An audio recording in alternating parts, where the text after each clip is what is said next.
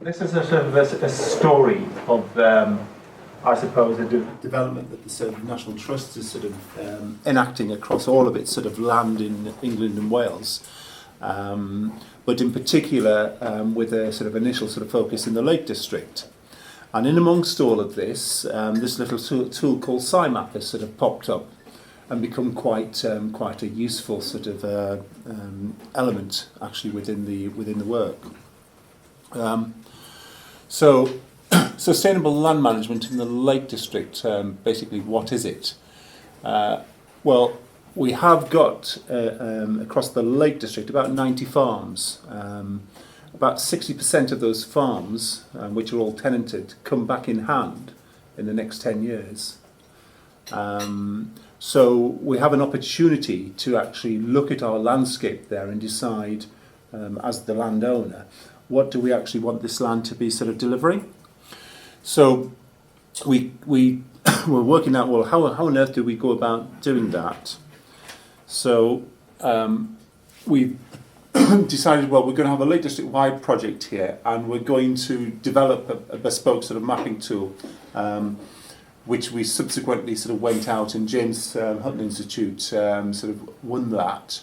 So working with James Hutton Institute, we sort of developed this sort of quite a complex sort of mapping tool, which would enable us to actually overlay that across all of our sort of land within the Lake District, and enable us to start developing ambitions for that landscape through to 2065. So a 50-year sort of vision.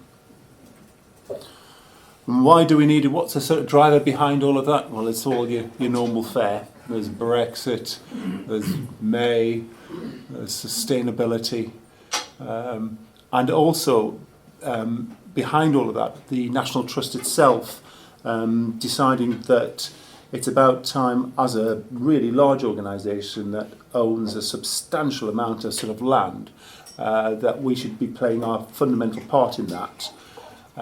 So we've got sort of new strategies, new policies that are actually sort of driving all our sort of lands sort of forward in terms of looking closely at every single field parcel and determining, okay, for the next 50 years, what do we want that land to be producing? Yes, it might be producing food at the moment, but what about all those other benefits? How do we actually balance that so we actually make more room for nature, more room for the environment? And as I say, 60% of the farms in the Lake District are coming up in the next 10 years. We also have this sort of wee issue, so big events, and we basically have a UK leaking soil. Interesting fact, 43% of all the water in England and Wales drains to or from a National Trust property. So in that sort of sense, we sort of have a stewardship role there. And we have a sort of a mantra whereby, if you notice this sort of little title here, water leaves our land, or leaving our land, should be in better quality than it arrives. And that underlies, I suppose, all our sort of management prescriptions. So yeah, we have quite a lot of land. As I say, 43% of that drains to the boundary of a National Trust land. A lot of our land is upland, almost sort of 30% of our land is high risk of erosion. Most of that is actually in the northern part of the country. And in amongst this sort of, this water theme, that actually is sort of completely linked to land, and the land comprising of sort of soil. And just a graphic example here. So this is Borrowdale, this is Derwent Water. The National Trust owns all of this catchment upstream, and that's our soil there. That's actually coming out, and basically sort of covering all the sort of fine gravels where the Vendace sort of survives. So we really should have and do have a role to make all of that better. As I say, so we have a large programme underway at the moment, Land Outdoors and Nature, where we're looking at multiple benefits from land: healthy, rich in wildlife, beautiful, enjoyed, rich in culture and productive. And each one of those will actually sort of break down. So where you're sort of talking about sort of water and catchments and under healthy, this includes clean water, diverse river habitats, rivers connected better to the floodplains. It also includes soils, soil health, soil management, But there's lots of other things in here, rich in wildlife, that sort of habitat creation with lots of fish, invertebrates, mammals. So a whole raft of benefits that land actually should be providing us with. And then when we come down into that healthy sort of zone a little bit more, we actually do highlight soil, water condition and provision, catchment services, farm infrastructure, soil vegetation, carbon, geological features and resilience, land that's in good condition and being used for an appropriate purpose. That's not to say that where we do manage our land, it's quite a hard sort of job. So both from a farming point of view, but also from a conservation sort of point of view. And that's where this little tool sort of cropped up. So this is part of my account. It was taken a little while back, and these red bits here sort of signify National Trust holding in the northern sort of end of the sort of country. And I'm gradually sort of growing all of that, so ultimately it probably all join together. But what has been remarkable about this sort of tool is that where our properties are currently going through the process of understanding what we have in terms of the land and the condition it's actually in, the tools that they've actually got to do that out with the Lake District are probably few and far between. And this little tool, SCIMAP, is proving quite useful to those property teams where it's actually picking up erosion risk, it's picking up surface water sort of connectivity, and it's also picking up the sort of fine sediment element of it. One of the real beauties of this is that it's eminently exportable, so you can export it as a KMZ, and then the properties can just upload it in Google Earth. So they don't need any sort of WASO sort of technical ability. They just need Google Earth on their machine. They open up the KMZ file and they can just browse through it. Really, really, really useful. And as I say, it's equally appropriate for steep upland catchments and also sort of more low-lying catchments or even flatter land. So this is the Wellington, one spec catchment up in Northumberland. Quite a flattish sort of landscape, but again in terms of sort of connectivity, and this big area up here is probably around about that sort of size, is all National Trust. So that's our Wellington estate. And immediately, we've got potential issues here, or it's certainly identified as a risk area. That first slide you sort of saw of the view looking down into Patterdale. That's the SCIMAP sort of evaluation of that. Looking downstream, we have a really big sort of river restoration project envisaged in this area here next year. But again, the sort of surface connectivity and sort of fine sediment sort of accumulation has actually been quite useful in terms of the property staff actually getting their heads around where there might be issues and where there might not be issues. I've poached this sort of slide just because this was these sort of documents here came from the Natural England's diffuse water pollution plans, and I thought that I just sort of run through a few slides here, which sort of cite the Braithwaite example, whereby we can almost sort of, I suppose, test or truth the value of SCIMAP. So the catchment I'm particularly looking at here is this little one here, which has got lots of red in it. So red obviously equates to risk, erosion risk, and we've got a little village of Braithwaite down here. So let's move on. So we had this event, and basically all our roads turned into rivers, and big ones at that. Huge amounts of rainfall, certainly in the northern part of the Lake District. Hollister Pass, I think one of the highest recorded, and 341 millimetres in that 24 hours. Very volatile, and quite dramatic sort of results where you have Derwent water joining up with Bassenthwaite. Just a huge floodplain all the way across. The village of Braithwaite, which sort of sits at the bottom of that catchment that had lots of red, in. I turned up there the morning afterwards just to sort of see what might have happened, because we have a little mine up there that has its own problems. And this was the road that morning, and the mine in the valley is actually up behind here. And obviously this was slightly impassable, but something catastrophic had actually happened here to actually completely occlude the river channel. So the river channel is actually 8 to 10 feet down here, but it wasn't. The river was actually out here, and it was actually out across the road on the other side.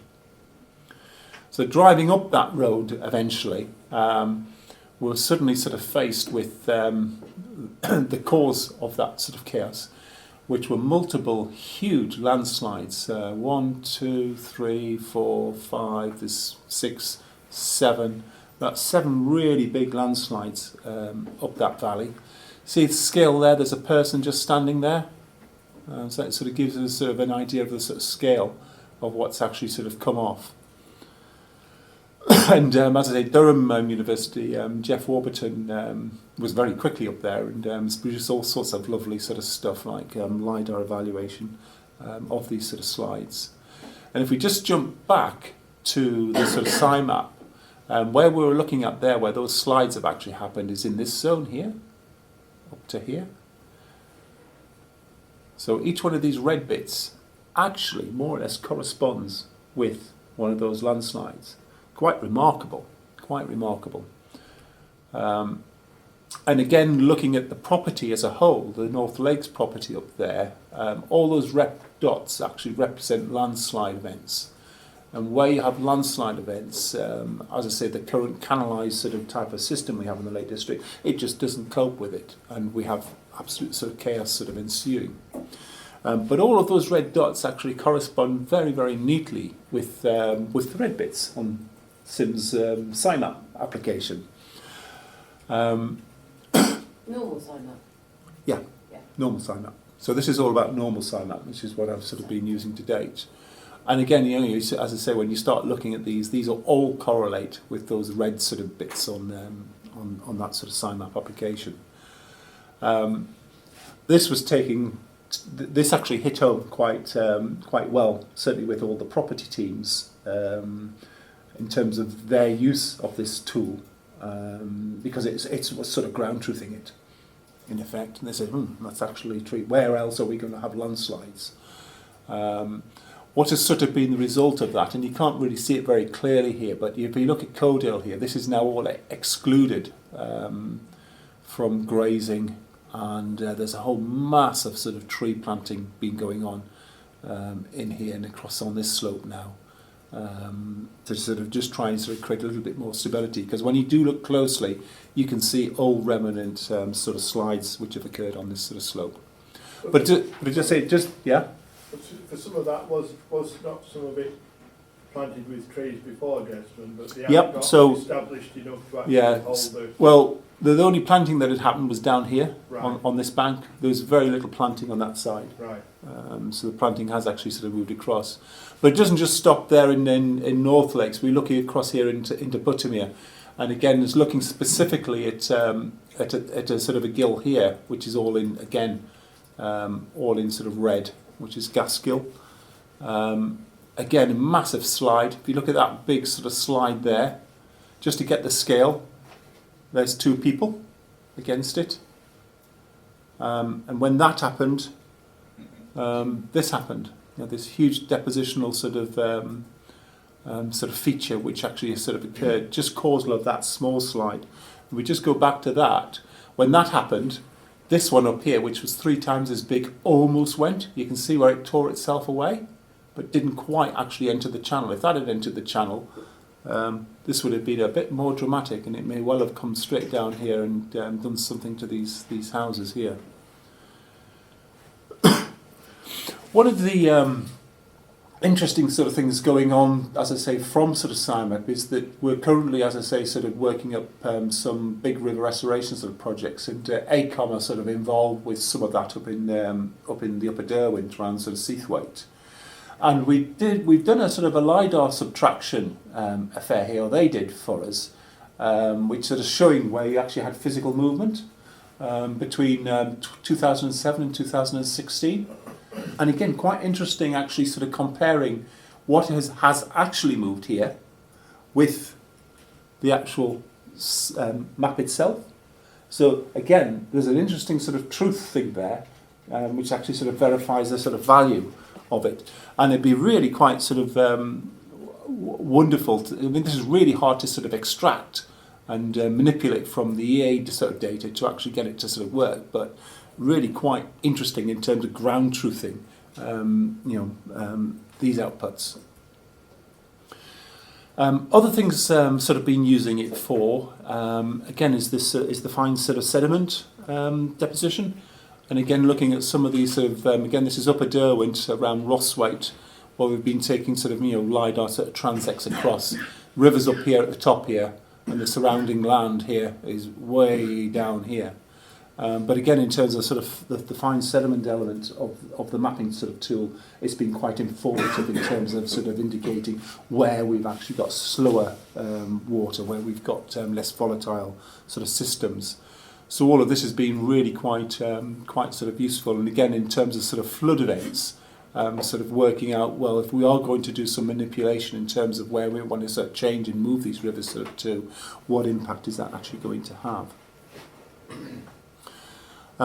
Just knocking back to, I suppose, the sustainable land management tool, which, as I say, was something which was developed with Hutton Institute.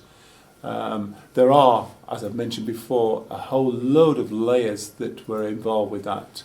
Nitrogen retention, there's one here which is about woodland sort of creation, and as I say, also an erosion sensitivity one. The erosion sensitivity one was actually quite coarse, very coarse indeed, and quite sort of pixelated when you actually went into it. And again, in many sort of, I think in all sort of cases in terms of the Lake District properties, we were using SCIMAP as an alternative probably to this more sort of generic sort of one, because the SCIMAP one is really sort of detailed and focused. But ultimately, as I say, we sort of end up with a sort of a set of maps which we then would take out to our sort of tenants, including the sort of SCIMAP map outputs, to actually sit down with those sort of tenants and actually go through every single field parcel and actually sort of discuss, well, is that the case? Is that not the case?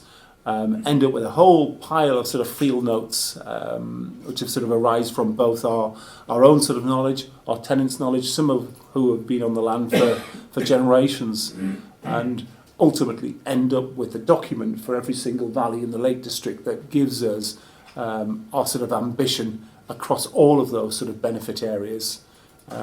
Produces quite nice sort of, visible sort of maps.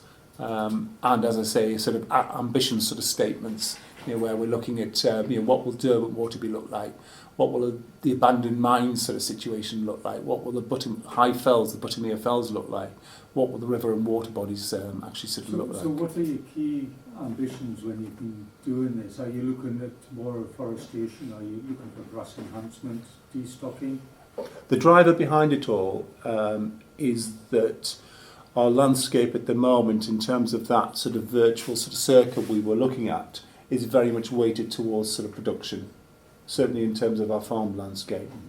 And we're basically wanting to sort of, I suppose, sort of diversify the benefits that are actually coming out of that land. The driver ultimately behind it is more room for nature, wildlife, and habitat sort of creation. So it will encompass all of those, but it will have to be sort of appropriate to what that actual land can, or what the best output for that land would actually sort of be in terms of the value it would actually produce. I'm going to stop there. I'm not going to go any further. But as I say, as a practical sort of tool, the SCIMAP thing has been absolutely brilliant in terms of the fact that it's so easy for the property staff, the operational staff actually at our properties to actually sort of A, get hold of, but B, actually then sort of evaluate their own properties against them with their own knowledge and practical on the ground. So a really, really, really good tool, really good. Questions, I suppose?